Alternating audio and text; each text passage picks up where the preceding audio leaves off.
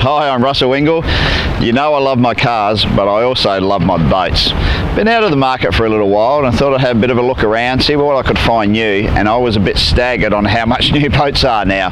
So I thought, let's try and find a second-hand one. So I had a poke around on the net and found this used Riviera M400. Now she was in a pretty bad state. So I thought, let's do it up. Like renovating a car, wanted to renovate a boat. So with the help of my mates from Mercury Marine, I want to take you on a bit of a journey on how I did it and how I made this spectacular boat come true. Now the reason I picked the Riviera M400, it's a 2007 model. I've got a bit of a soft spot for it because I used to actually have one of the first Riviera M400s in 2005 when it rolled off the line, and I really rated it. I reckon it was ahead of its time in design, especially the interior. It was a sterndrive boat, which is great for Queensland and great around the Broadwater. Gets a little bit shallow around those places, so I really liked it. So when this came up and I saw it, look, it needs a bit of work. Make no mistake about it, for me, but for this project it was absolutely ideal. High hours on the legs and the engines, and as you can see, there's plenty going on here. She's been sitting in the Sydney Harbour for a reasonable amount of time, and plenty of barnacles and marine growth. But like I said before, this is exactly the base that I wanted. So we're going to be removing the engines, the legs, we're going to be painting it. It's got a few dents and scratches and holes in her as well. So we're going to be going through the whole process, and I want to take you inside and show you exactly what we're going to be doing, because the coolest part is what we're going to be repowering this boat with, and it is the latest and greatest. It'll be fantastic. So the biggest part of this project was obviously the repower. So what was I looking for? Well, the first thing is reliability. Every time I jump on this boat, I want to make sure when I turn those keys, the thing starts. I'm out on the water with my family. I want to make sure it doesn't break down. I don't have any issues. Anything that spoils a good day out is when these things break down or don't go. Biggest hassle with boating. So I wanted that out of the equation. That was one. The next thing was economy. Like, who wants to spend money on diesel or fuel when you don't have to? And it's not cheap at some of these houses either. So if I can get a boat that's economical, that's not costing me thousands every time I fire it up and go out on the water, happy days. So the next thing is performance. Well, you know I'm all about performance. On a racetrack, that's what it's about. I want it in this boat as well. So I had to take a good look at that as well, because some diesels, yeah, they're okay, but I wanted something that was better than okay, and this was it. Like, I've got a 35 knot boat here, something that will cruise on 30 knots. Like, how good's that? And something that's economical as well. I've got the best of both worlds. So that ticked that box as well. So all in all, this has been a great package, and I'm going to show you how I did it because it's pretty cool. Well, welcome aboard this 40-foot Riviera. It's a very beamy boat. Again, this is why I selected this boat. I just love the size of it, and the good thing about it, it's got a huge engine bay as well. Now, let's get right down into the deep of it.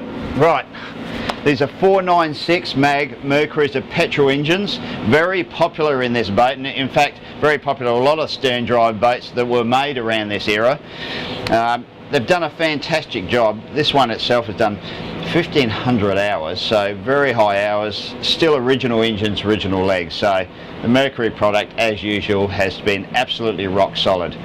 But times have changed since 2007 when this boat first rolled off the production line. Since then, technology's come about, engines have become lighter, more torque, lower capacity, turbocharged engines.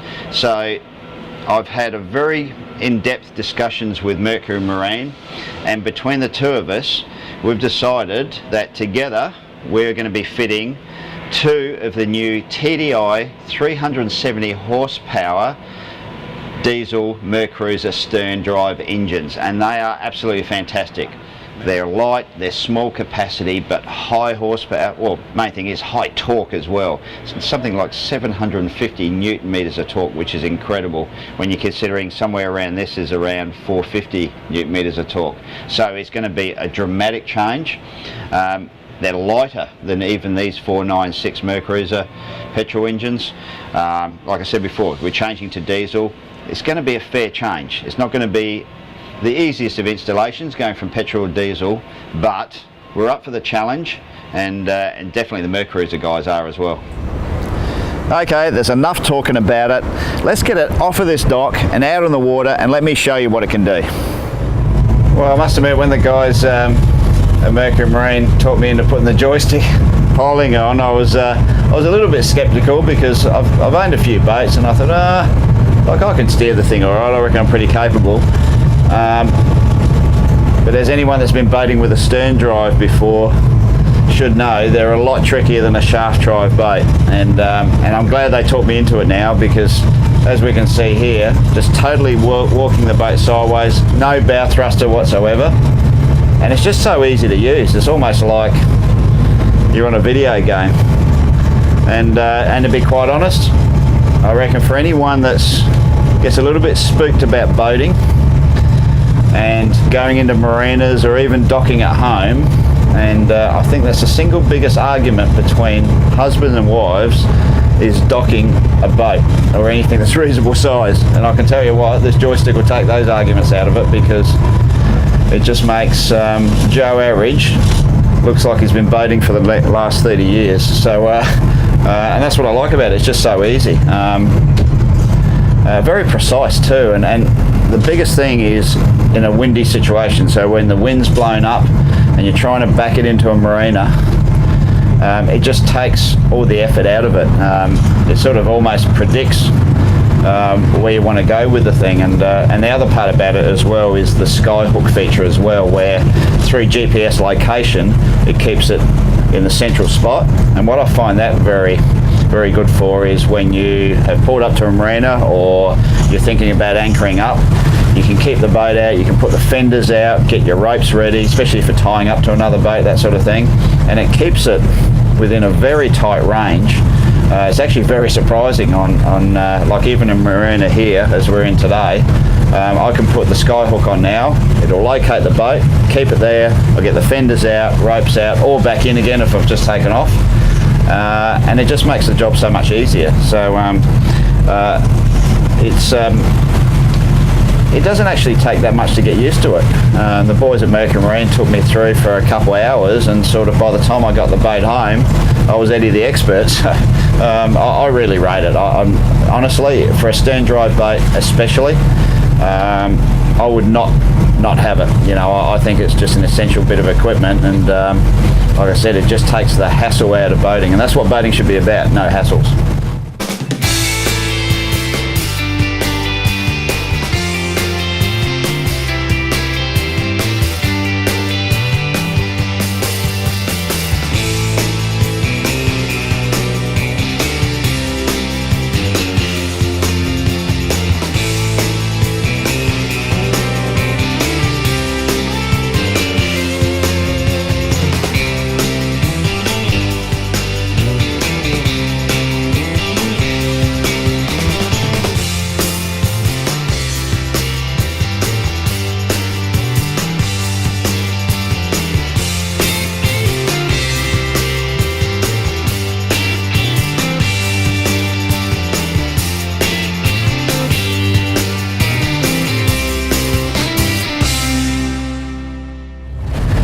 As I said before, important thing was the economy side with this repower, and that's where this Mercury Marine TDI really stood out.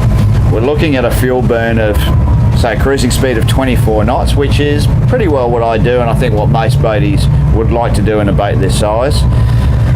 And at that, we're looking at just a tad under 100 litres an hour in total for both engines.